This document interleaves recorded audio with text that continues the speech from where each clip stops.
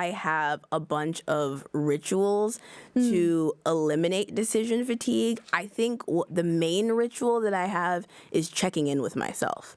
So this is something I've like had to really build over time, and it's just like, what do I want? Is that really the question you're asking? That's the question, and literally the answer comes insta. Like if you have to think about it, it came already. Has it always been instantaneous? I think for everybody it's instantaneous. You just have so much self-doubt noise you can't hear it. You know, they say women shouldn't be bossy. We're out here reclaiming that word. What's so wrong with being the boss? Bossy. Welcome back to Bossy. Today we are going to be talking about cultivating inspiration, some of the modalities, the frameworks that we use. So in today's episode, Tara and I are going to share the tools that we use to stay inspired, activities we do, people we look up to or look to for inspiration, especially when we're not feeling super inspired. And we're also going to answer a listener question at the end. So that friendly reminder that if you have questions, to put them in the YouTube or Instagram comments, because we're reading them. Yeah. Okay. Love it. All right. So we're talking about staying inspired. I actually think there's a couple things just around how I design my own life that regularly keep me inspired. So for me, like something being visually inspiring, like that means a lot to me. And I actually really try to craft my life around things that inspire me. So for example, I live in Mexico City now, and I moved to Mexico City because there was an apartment that inspired me. I did not know anybody I knew one person in Mexico City. I had been to the city one time, but I was like looking on Airbnb and I was looking for a new apartment anywhere in North, Central, or South America was the criteria. But the criteria was it had to be a space that insanely inspired me. Like that was the criteria. Because for me, the space that I'm working in and that I'm in every day like really makes a big difference. So like I'm always thinking about these little things to keep myself inspired. Have you found that it has been effective living there? Not only does it keep me inspired, but also it has a significant impact on my confidence because I love my space and I'm like, a bad bitch lives here. And who is it? It's you. Has to be you. Who else is it? Oh, I love that. Yeah. Okay, so that's like very cool. It really has an impact on me. And I think fashion does the same thing for me too. You don't say. This is why you need to be on Spotify or YouTube, everybody. Seeing this fit that I put together today. I get in this mode where like if I put together an outfit that I think is just like top tier, I just start squealing. And for I know, me, like, I've witnessed this. And when I'm squealing, like that's when you know I'm in like peak inspiration state. So I was like, okay, I gotta wear my most inspiring outfit that I'm into right now for this episode. I think it's so funny to see you. It's funny because we get these, there's like a Q&A feature on Spotify where people can put things at the end of the episode. It'll be like, what did you think about this? Yeah. And someone made a comment that was like, wow, Tara has really leveled up Katie's game. Like gone is the plain blazer, which I'm like, I am wearing a plain black bodysuit today, but I did have this kind of epiphany after working with you about how the people that, it sounds really obvious, right? But it's like the people that you work with, insecurity and negativity are contagious, just like full expression and confidence are contagious. And so it is incredibly inspiring to be around somebody that is just in that bright, full expression. And it makes me want to be like, well, what's my theme this week? Like, I want to have a theme. Okay, my theme's clueless. Like, I'm going to wear, like, a lot of tweed and, like, 90s platforms and hair and whatever. But I just think that to kick us off, like, the people element of inspiration cannot be overstated for me. So we have places, right? Like where you spend your time, where you live, people who you spend your time around. Do you also know this concept of Ikigai? I've heard of it. It's weird. It feels like it's kind of everywhere now, but I just like learned about it a couple months ago. It's very trendy and cool now. So Ikigai is this Japanese concept. If you think about like, you know those diagrams that have like the circles that overlap at some point in the middle? Little Venn diagram, it's a little Venn diagram. And so there's like 4 circles. Okay. And it is the intersection of like what you love, what you're good at, what the world needs, and what you can get paid for. That sweet spot in the middle is called Ikigai, and it's actually always interesting to like look at cultures that have words that like we don't have that word equivalent in English. It kind of tells you about like a culture's values a lot, right? That there's a specific word for this concept.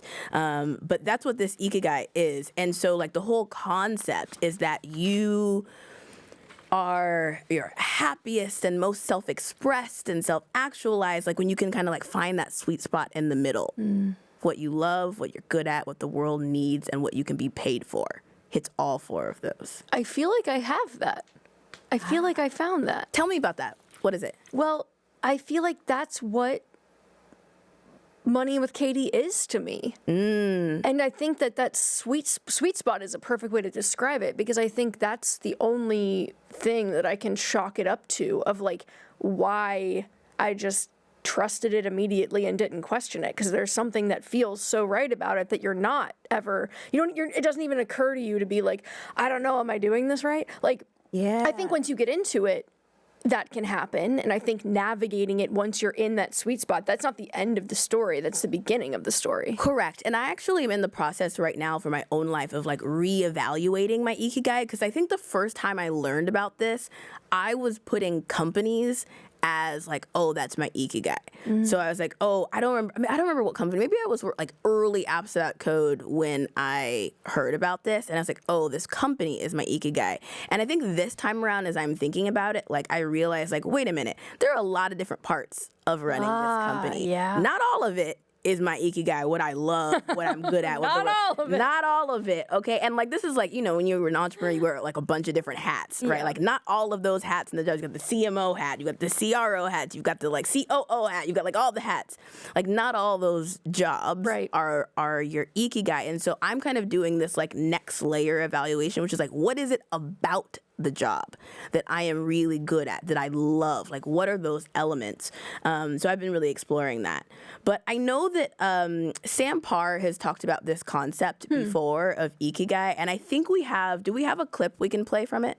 And so the ideal situation is to find something right in the middle. However, if you're poor, like I was, if you're just getting started out, I would rank the passion part the lowest, and I would rank what the world needs and what they're willing to pay for the highest. So compared to Sam, how do you rank your circles? Okay, I kind of just see this differently. I'll give you my rankings. But I see this differently, because I think if you're ranking, then you're no longer trying to find the intersection, and you're just doing something else. You're just trying to find a job and what you can be paid for. That's not Ikigai. That's just like...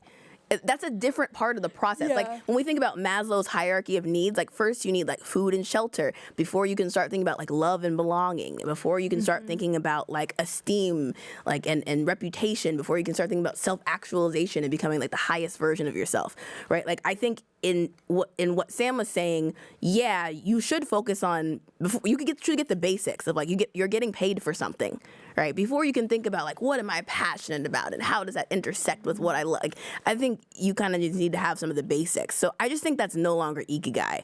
But if I had to rank them, or maybe not even ranking, but thinking about, like, you've already alluded to something really interesting, which is this idea that, yes, this company in general maybe started as your Ikigai, but then you're now realizing, oh, wait, there's actually so many different parts of this, and some of it is and some of it's not. And I mistaked the parts of it that were for the whole thing. But that's not what it is. Yes, I think that's exactly right. So I think that there are elements of like being a traditional CEO and like that I had glorified, that I thought were like, oh, that's the part that like I love and like I'm good at. But there's actually pieces of that I am not good at. And so I think for me, like I need maybe more concise wording for this, but like I really love performing and like inspiring people to be self-expressed themselves just through being me, right? I get to like, it's like performing myself, if that makes sense. It does. Like I need to like refine the wording for that, but like I know that I have an impact on people when I just show up fully as me in my full weirdness and like self-expressed self. Like I know that does something for people, and I know that I get paid for it. I know that I'm good at it. I know that I love it. Like it just feels like easy, and I think people need it. Like I think there's a whole subsect of women particularly who think really intellectually and are trying to figure out what happens after I master intellectual thinking. And it's like creative self-expression. That's what happens next. And like if I can be an example of that, like that part is the Ikigai. And I think I, with Apps Without Code, was like helping people put their ideas out into the world. That was like me dipping my toe into this concept. And I did it through like these workshops where I get to like perform and just share my story and like kind of have a party with people and inspire them. Like I had elements of this, but I did not build the whole thing for my Ikigai. There's a lot of stuff that's part of my job. It's like, girl, that is not your Ikigai. We all have that, right? Okay. 100%. Yeah. I think it's funny. Was any of what you just said inspired by what I told you at the beginning of the episode, or is that a coincidence? You know what happened? You helped me refine this. So we do these episodes in batches, and so we have off seasons. And on our last off season, you posted your photo shoot that you did, and you kind of like gave explanation of the recent photo shoot that you did, of like what you were doing and kind of like how you were really looking to step more into art yourself. And I kind of like had this moment with myself. Actually, I recorded it. I have it saved on my phone. God, I screen recorded it because it was so inspiring to me, because I was like, look how powerful you are, girl. And I was like so flat. Like I think I had maybe a little bit to do with this. I know Taylor Swift largely inspired this, so I know I can't take all the credit. But Taylor Swift is this in the same vein of fully self-expressed and being somebody that's like so not afraid to take up space and be the only thing in the news cycle and be like, well, yeah, of course you're talking about me. Look at me. Like, you did have something to do with it. But I think that I want to go even one layer beneath that with you, because it's not just, I think the outfits is just one way that you express yourself. Yeah. But there are other elements of your personality that have brought this out in me. One such element is the fact that you don't like to be around people that are intimidated by that. And I get this sense that you are but it kind of like got me to check myself. I mean, like, why am I doubting my own opinion here? Why would I question this? Like, you're right. I really hate when people are not in their power. Like when I work with like makeup artists or stylists or creatives in any way, and they're kind of like waffly about their opinion, and they're deferential, I'm like, dang, the whole fun part about me working with you was that you were going to come with like an opinion that came from your soul, that was just your gut, and you were just going to own it, and I was going to own my opinion. We were going to make art collaboratively together with that. Like the waffling, like you're right. I have told you before that I don't love that. I have picked up on it, and I think that has been a very, but it's even when we first met, you were like, if I'm, working with people or friends with people, and I'm not witnessing them grow over the time that we're together, I just don't have a lot of patience for that.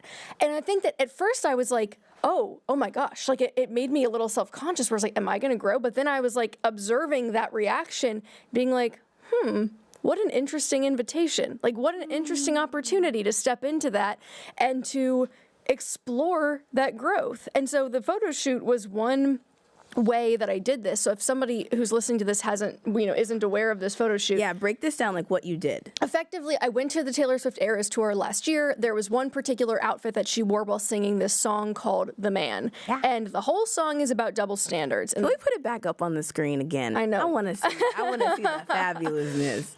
But I loved the song. I loved the vibe that she brought to the stage while she was performing it, because the whole message is I'm so tired of running as fast as I can, wondering if I'd get there faster if I was a man. Because if I was a man, then I'd be the man. And she kind of, oh my gosh, I like it so much better when you say it, like the poem. That was better delivery. Poetry. Yeah, I loved it. She stomps up to there's like all this staircase on the stage, and she's kind of like, it's this metaphor for climbing the ladder and ascension. And then she kind of gets to the top and like puffs up her chest and sits in the chair and puts her feet up on the desk and kind of like man spreads a little bit. And it just broke my brain. I was just like, holy shit, that is like the unapologetic, I know who I am, I know why I'm here. And at first I was like, oh, I'm going to make a vision board. I'm going to put her on the vision board. And then I was like, or I could put myself on the vision board. I could put myself in that energy on the vision board, because I really think that there's something to that of seeing yourself in that way. Yes, 100%. Your subconscious has to believe it. It can't be enough to be like, she's over there doing it and it looks really cool. It only makes a difference if I see myself in that way. Yeah. This is a practice in like manifesting meditations, like when you do meditations and you want to like bring something in your life. And the whole concept is like, we've heard like, you know, The Secret.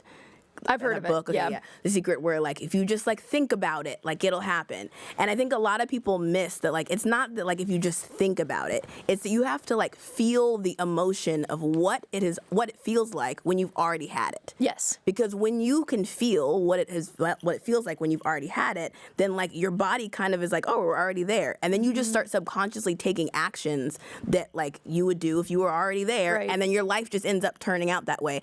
You actually said something though that like really made me think about this additional concept of Ikigai and figuring out your sort of inspiration What's that? point there, which is that your Ikigai can possibly be buried underneath self-doubt.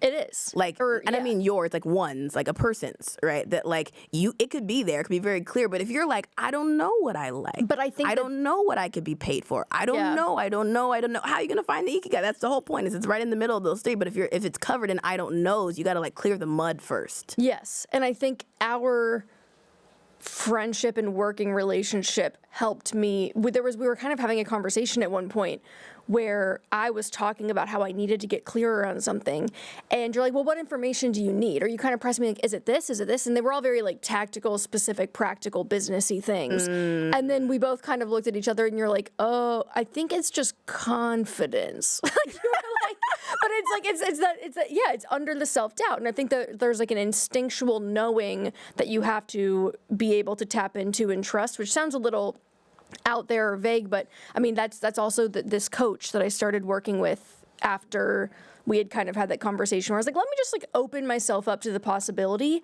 that this might be helpful. Yeah. And one of the exercises that she gave me that I find really, really impactful for this, particularly when you're feeling uninspired, she calls it the sound dials exercise. You basically imagine a soundboard that has a bunch of dials on it. And all of these dials... What's a soundboard? It's like, have you ever seen in a recording studio where the person is like in the booth and then there's the producer outside that's like adjusting levels? Yes. So you kind of picture that and you imagine yourself in the booth. You also imagine yourself as the producer and you're adjusting these things. And these are all innate qualities and attributes of you. But we all have different kind of baselines. And through societal expectations, cultural messaging, the people that we spend time with, some things get turned up and some things get turned down. And so she kind of instructed me to envision this soundboard and think about what is the sound that it's making right now with these various attributes, traits, skills, qualities,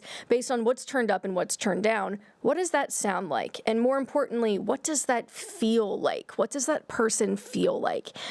And then you go, okay. What's an example of something you would turn up and turn down? Sure. So what I found upon doing this exercise was that my work ethic and money drive were turned up so high. And by choice, like I think I did a lot of reflecting and I basically realized like I manufactured these things. These are not things that I just have always been this way. Like these are traits that I had, but I intentionally turned them up to get to a specific place. And now that I'm looking at it, these things are so loud that nothing else has any room. Everything else is drowned out. So I looked at things like space and creativity, and I said, I want to turn those up, and in order to turn those up, these things have to come down. There's one other dial that really had to come down, which is caring what other people think about what the song sounds like. Girl, that one. That was out of 10. And I said, let's make that like a 3.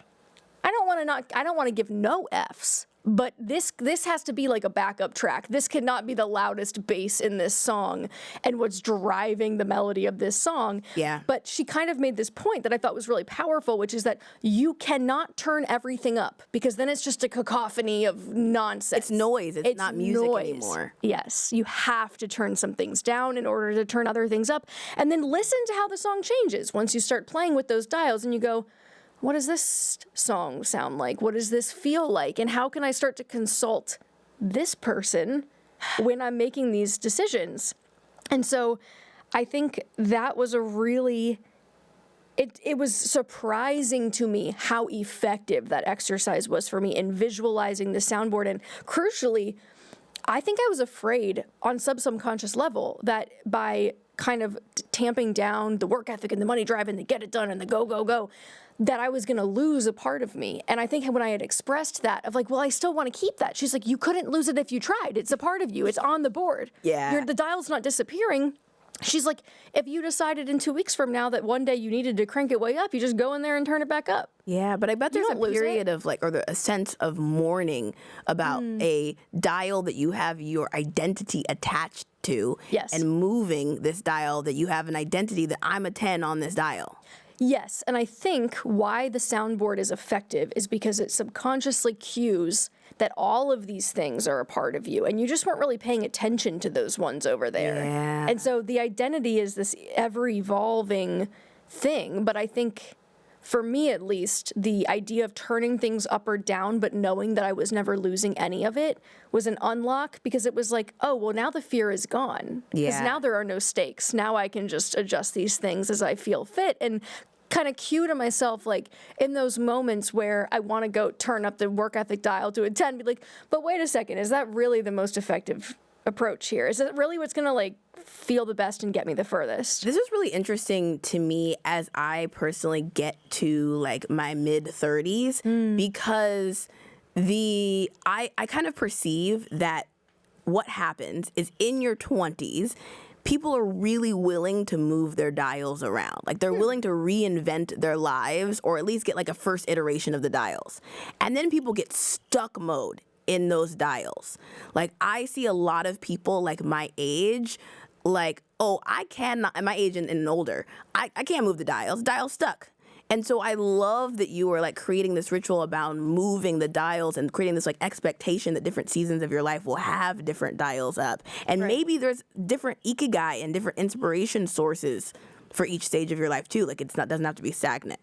I think the seasonality is really important too, especially in the context of being a woman, and like the cyclicality and seasonality of like femininity and like the female expression. Like there's even a lot there too. Like we've referenced kind of mapping to a menstrual cycle and like when your energy is the highest and lowest. So I think that there's this very natural, I mean, even nature works in seasons. So there's no such thing. She had kind of said something to me that really like hit me funny, where she said, the only things that consistently go, go, go, grow, grow, grow, no rest, no breaks in nature are cancer and wildfires. Woo!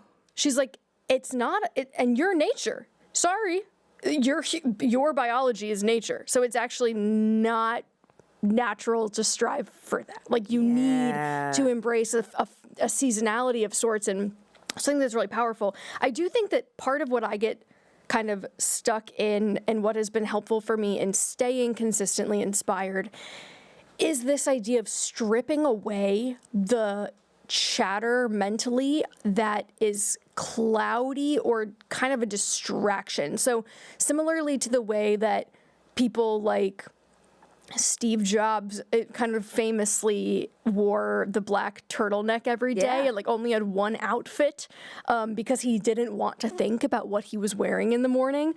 That, I know that would drive you crazy. That would not be a good approach for you. But I do think that the decision fatigue of those types of decisions, I realized at the end of 2023, was really actually kind of throwing me off in the beginning of the day. I like went back through and read my whole journal, and I would like get myself into this sense of frustration because I just was, every single morning I'd be like, well, do I want to work out? Do I want to like walk the dog? Do I want to do this? Do I want to do that? Should I just start working? And it was like, girl, why are you like waffling? Just create some sort of ritual that you know will get you into the headspace you want to be in, and just do the same exact thing every single morning in the same order. So you're not thinking about it. You're not having to like just, and it's very basic. I think that's the other thing, is a lot of morning routines are like 3 hours long and there's cold plunges. No, none of that. It's just What is your morning routine then? I drink 20 ounces of water. Okay. I write for 5 minutes just to brain dump onto a page. Wait, 20 ounces? Yeah. Dang, 20 I'm ounces. impressed. Okay. And then I move for 20 minutes. Movement and Different ways. Movement is up to interpretation. Maybe movement is like cat, cow, and a down dog over and over for 20 minutes. Maybe it's like a very high intensity something. Maybe it's a walk, but just like moving the physical form for 20 minutes. Yeah. And if at 20 minutes I want to do more, I am free to keep going. And if I'm like, nope, I'm done, then I just walk away and it's good. But again, it takes out that question of like, it being such a up in the air thing every day. And then I basically get ready and go sit down. And I've been doing this for like a month or two now, and it really has cut back on the amount of like back and forth that I used to experience before I would start my day. And now I kind of feel like there is this intentional ritual that I do to put myself and my brain in the most fertile space for creation or inspiration or whatever it may be. Clear the rest of the noise. Exactly. Got it. That's interesting. I really like that. I don't know that I have a bunch of rituals to eliminate decision fatigue. I think the main ritual that I have is checking in with myself. So this is something I've like had to really build over time, and it's just like, what do I want? Is that really the question you're asking? That's the question, and literally the answer comes insta. Like if you have to think about it, it came already. Has it always been instantaneous? I think for everybody it's instantaneous. You just have so much self-doubt noise you can't hear it.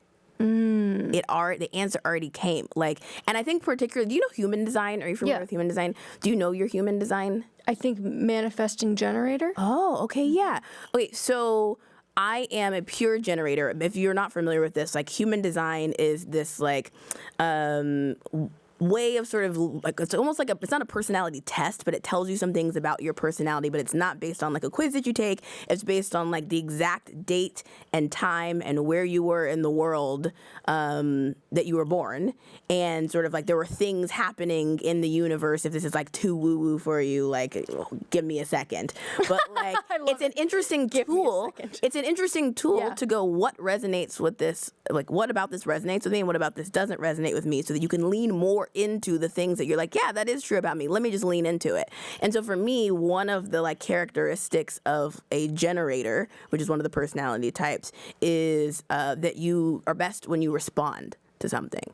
So it can't be an open-ended question. It has to be like a yes or no question. And the best response is like for me, it's the squeal. Like the squeal is a hell yes for me, and it's like like my body does it without me even having to ask a thing. Like I know when something's a hell yes and I don't know or a no, and that's really all I have to know. So that's what I'm tapping into, right? Like, do I want this? The instant answer comes of like, if it's not a hell yes, then like in general, it's no for me.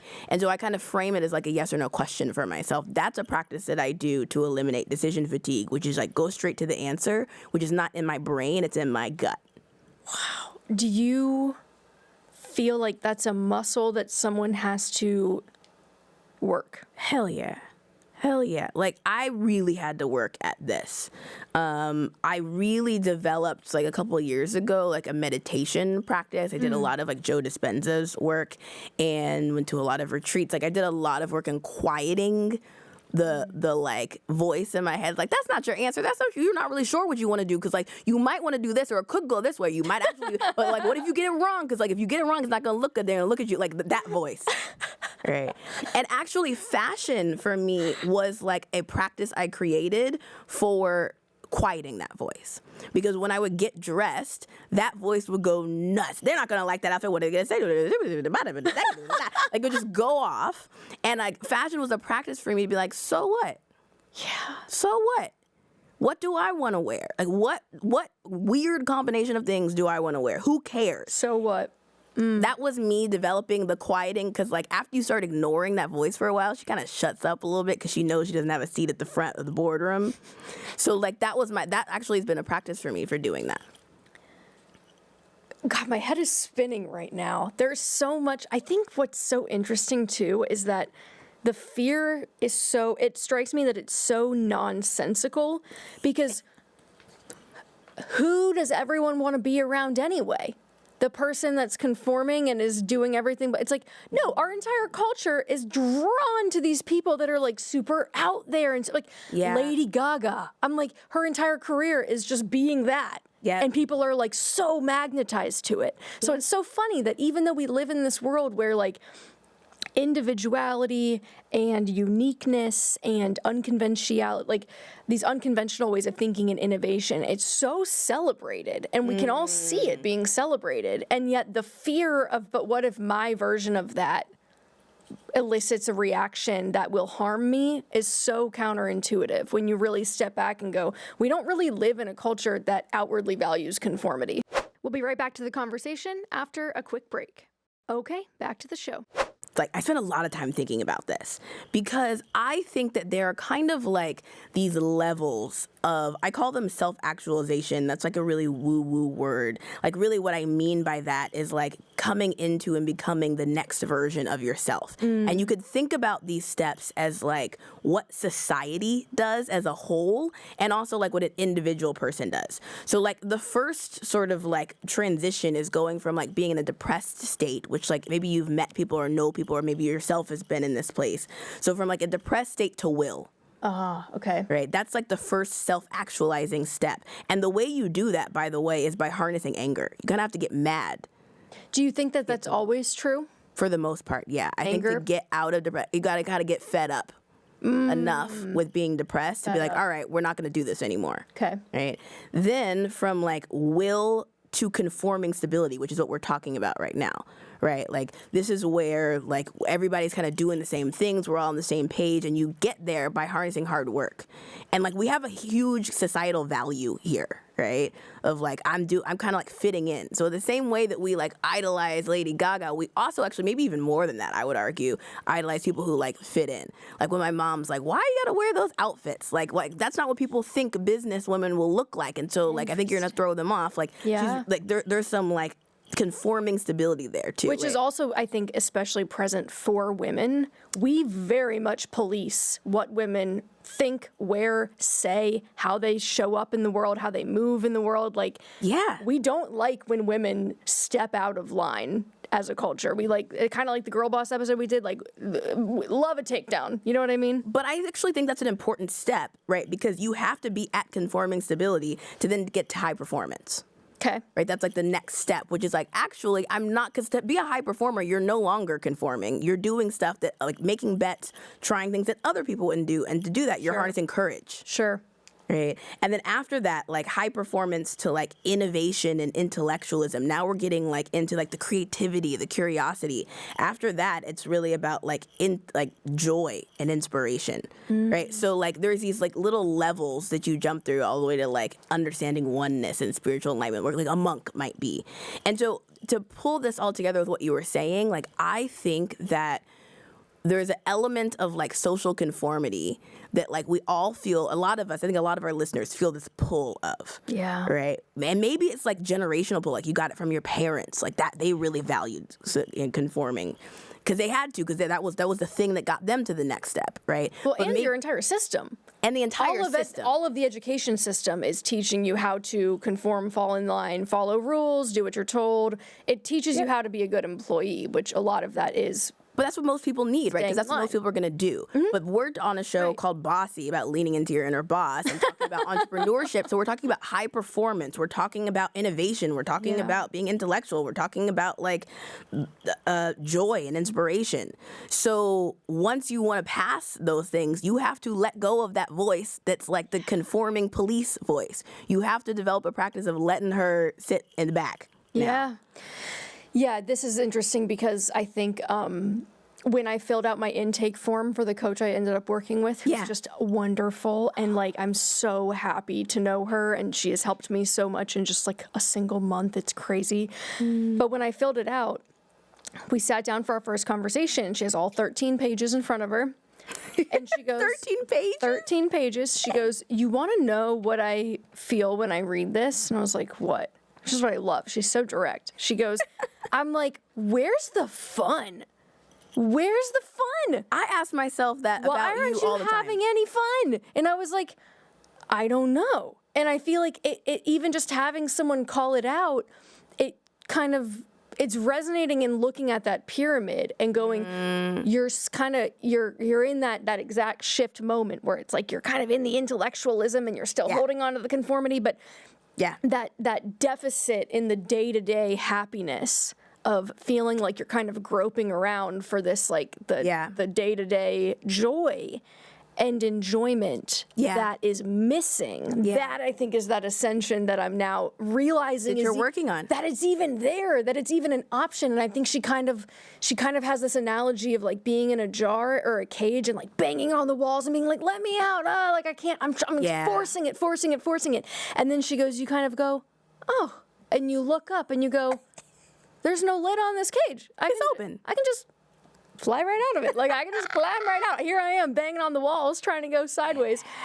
But you needed those walls, first of all. Those conforming walls are still, you're very much an intellectual, right? There's still some like boxes of intellectualism too, and you needed those. Like those were good for a period and for a season, and now you're working on some other things. And to bring this back to the Ikigai conversation that we were having and sort of like why your social post about your photo shoot was helpful for me is because I got to see how like because the thing that gets you to that joy and inspiration is the authentic self-expression. Yeah. The thing that like I feel like I'm very good at like modeling what it could possibly look like for people as my own Ikigai. And so I was like, oh, I see how Katie's super intellectual. She's a super intellectual thinker. I know her, so I know what she's trying to work on next. She's trying to work on like joy and inspiration. And I got to like see how I gave a couple little like windows in the door of like how that self-expression could work. And that helped me see my own Ikigai and your journey of like doing your own actualization. It's fun how cyclical that is, or how self-reinforcing that is. That's really special. Yeah, that's right. One thing that I also think about too with this is that like sometimes people are looking for inspiration and to like stay inspired from a goal. Right? Like I hit a goal. Yeah. And like that's the thing. Once I hit the goal, then I'm like gonna really feel like good and inspired and like in flow. And like one of the things I'm really working on for myself is realizing that like the thing that's inspiring and exciting is not hitting the goal. It's the process to getting to the goal. And actually like once you hit the goal, like we've all had this experience of like you hit the goal and right before you hit the goal, you're kind of over it. Cause like there's a next goal. You added a new one. Yeah. And so, like, once you have enough experiences of that, which actually, by the way, like, it takes a whole bunch before most of us realize, like, wait a minute. Like, the inspiring part is me doing the actualization and growth. That is the inspiring part. Like, watching, like, girl, you did that. Okay, like, that was a little progress. All right. That's the thing. That's where you inspire yourself. That's where you become your own inspiration, right? But I think we're like looking for the inspiration in like, I hit the goal, I did the thing, and like, it'll really come that way because you got a new goal. I think too, there's something about this that's so, it feels like it should be linear. Like I'm just, progress is just building on the day before and every day is a step forward. But I think that there's so much of this that's almost just transferring the grasping from I'm grasping at goals to like now I'm just grasping that every step forward is like, I'm not going to backslide at all. Yeah. And I think that there's something that is so, sometimes it's backwards, sometimes it's sideways. Like it's not something that you're either like doing correctly or doing it incorrectly. It's very much, it almost brings up that idea of like how they say yoga is a practice. It's like this is a practice. The whole point is the practice. It's not doing it correctly. Quote unquote. I think if you're trying to do it correctly, you're doing it from a mindset of societal conforming. Yeah, that's like a really good concept. The lens is that's the lens, because like the concept that there is a correct way to do any darn thing, like that's where you're living in that. And I think maybe you kind of have to break out of that mindset to get to some of the other spaces. And also that framework, like a lot of that sort of inspiration, I think a lot about this. Like it's kind of a combination, that framework that I shared, of like a lot of different thoughts in people's thinkings. But one of the big ones is Frederick Dodson's book, Levels of Energy, which is my personal favorite book. And so he's got this scale of like 0 to 1,000 of like average energy states. And energy states is just like emotion. Like, and so from depressed is on one end to like monk-like enlightenment is on the other end, and everything in between. And to your point about it not being linear, though, the whole point is like throughout the day, you move all around that scale. Like this past week, I had a mad emotional week. I was like high, low, like all over the place. And Same, so actually. That's kind of funny. we both are on the similar menstrual cycles, so like that also is happening. All right, we've aligned. But the point is that like you move around, but you do have an average. Yeah. You do have an average, and you can move the average, even though you kind of move around. You can move the average of where your mind space is at, and you can move the average of where your inspiration is at. I have a friend named Glow, and we were at this retreat. I have this group called the Bad Bitch Support Group. It's like a mastermind group of like 7 women, and we were having a get together, and she said this thing that really like I've been latching onto in this season of my life about like albums. So she was saying like she thinks about reinventing herself like every year or so, like she's putting out a new album. And actually like Glow was really interesting. I would love to have her on the show. She pretty much changes her business every year. Like the thing that they offer is different every year completely.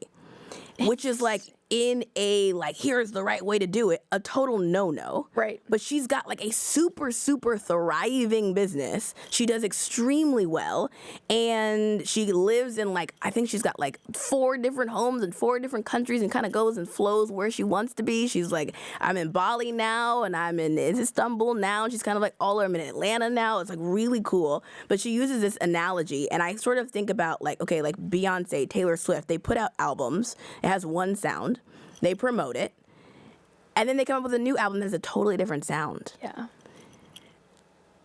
My favorite example of this is like Andre 3000 from Outkast, who now has a flute. The new flute He's got a flute album. Like we went from rap to flute. Like we're just gonna put out a brand new thing. And like the name of the first song is like I really wanted to put out a rap album, but like this was I forget the exact name. It was like this was more aligned or like something like that. It's so funny too because I feel like when I first my husband is really into music and he told me about this. And I was like, my initial response was the conformity response. Of Anger. like, what, he's a rapper. What is he doing? He's a rapper. Yeah. Like, what? This is like silly. And then later, when he was telling me about it, I was like, I'm just curious, like, what was like the critical response? He's like, oh, like they're calling it genius. Like, genius. And I was like, I like love those little expansive moments of where I get proven wrong in my initial response to something. Cause it's like that little moment of like, see? No rules. Yeah. There are no rules. You guys know I love Erykah Badu, and he's Erykah Badu's baby daddy. So they're just like over there. Really? Like, yeah, they have a kid together. I didn't know like, that. Like, creative genius together. It's amazing. So Emily reached out. Emily G, brand new entrepreneur, which we love to see it. Yeah. I'm going to read a couple little notes from this question. So my name is Emily. I started a fee-for-service travel business focusing on Spain, Italy, England, France, and Morocco. Super cool. Business called Travel by Emily. So she does consulting. She does custom itinerary design. So it's something she's done for years for family and friends and decided to turn it into a business venture this past summer. Mm-hmm. So she says she's already learned more than I thought possible. But I feel overwhelmed with getting from where I am now to where I want to be in about 18 months. I thought all it was going to take for clients to be banging down my door would be a few Instagram posts, the occasional blog article. I realized very quickly that that is not how this works. So I'm committed to a pivot where I focus mostly on the blog attached to my website while learning how to use Instagram and TikTok to my advantage. However, and this is the part where I'm like, can't relate. She's like, didn't create this to be a blogger or an influencer. Like, I don't think she wants to, she doesn't want to like be the face of it. She doesn't want to be a content creator.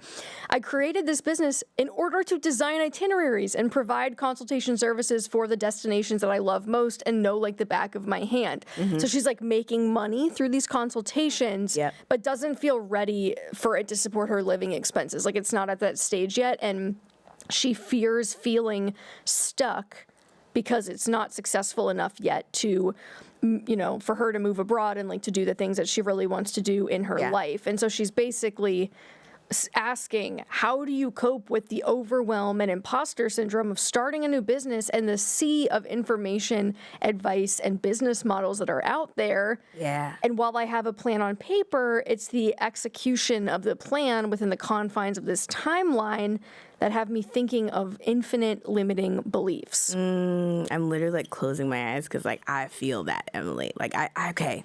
All right. So thoughts on this. I think, first of all, I can tell in the question, even before you got to that part of the question about like feeling stuck in the sea of business models, that was what was happening. We have in our culture right now this like glorification about the like social media influencer and blogger and like content creator. Katie flips hair. I'm just kidding. And so what happens, though, is that, like, every business owner then feels like the only way that they can get customers is by doing those things, because that's what everybody is doing. It does not occur to me, particularly if that is not what Emily wants to be doing, right? If that's what she wants to be doing, it's different. It does not occur to me that that's what Emily needs. Like, those are, like, social media marketing tactics or, like, content marketing tactics, right? It doesn't even occur to me that content marketing is really all that important here. It occurs to me that sales is really important here for what she's trying to do. Because you could go and post and hope that people find you, which is what a lot of people do. And it's really hard to just like when you start with like no following, just like hope customers find you.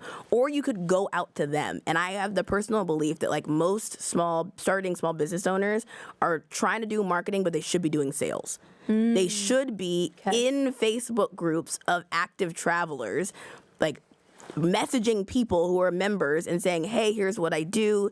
Here's an explanation of how it works. Is this something that you'd be interested in? Right. I want to reiterate that. Yes. I think that's very important. You default to I should be doing marketing. What you really should be doing is sales. I just think that's worth reiterating because the posture of those two things are totally different. The approach is totally different. Right. One is kind of like you put something out for people to come to you. The other one is like you go get them, I think is the primary difference of the energy. The other thing I can probably tell that I would recommend for Emily is that she's charging way too little. Like, I'm going to guess that the consultations are really, really low price point. And I'm going to say low price point, meaning like maybe they're under like $100 right now. Interesting. Yeah. Okay. I'm going to guess. I don't know. So, Emily, you can like clarify that. I think that if you want to build a business that supports you fully, and you want to get there faster, you have to charge higher price points, which means that you probably have to make some different decisions how you structure. So you probably can't go after like the everyday person who wants to travel because they're not traveling frequently enough or trying to create a budget that much. You might go after a customer who maybe travels more and has more disposable income with the plan of like later on then being able to serve other people that you maybe want to serve later, but first serving someone who does more. If I think about my friends, for example, where like I'm going to be here this week and then here this week and then here this week and then here this week. And like I'm thinking about also going to Morocco. You want to meet me there? And like there's like all of this movement and lots of disposable income. That's a probably better ideal customer because there's frequency and higher willingness to pay. The other route is to go after corporate businesses and people who are doing corporate travel and want to have cool experiences as they do that. So like consultants, for example, who are like away for 4 days out of the week, for example, and want to like sometimes they have these programs for consulting firms where you like stay where you are for the weekend. Right? What am I going to do for that during the weekend? And so like maybe you think about different customers where you can charge higher price points so that you need fewer of them to get to your goal. So it's sales rather than marketing and not getting caught up in the idea that you need to be doing content marketing. Yeah. I think that's a really important point. Sometimes people will ask me about content marketing or like, hey, I'm thinking about starting a podcast because I'm trying to sell this service. And I'm like, do not start a podcast to sell a service. Yeah. Like, you should only be podcasting if what you want to do is have a podcast. And you can monetize a podcast, of course, but it's like it's a pretty big lift, right? Yeah. And revisiting the price points. Are we charging enough? Does this pricing model make sense? And recognizing that there are people out there who are pretty price insensitive to these things. I think that's something that I didn't realize when I was starting. And now that there are certain things that I care enough about to spend a lot of money on, I'm realizing now as the customer of some of these people. I hired an editor this year, an outside editor, to help me as like a writing coach who can help me get better at writing, but without any sort of affiliation with Morning Brew, or the editors that they have. It's like, I want to work with someone who will sit down with me for an hour, and I'm paying them to help me get better, not just to edit the piece, which is what the editors here and I'll pay a premium for it. Should be doing, right? That's what the editors here should be doing. But I need someone who's willing to take it to that like learning place, and that let's kick this paragraph back and forth for an hour. The editors here don't have time for that.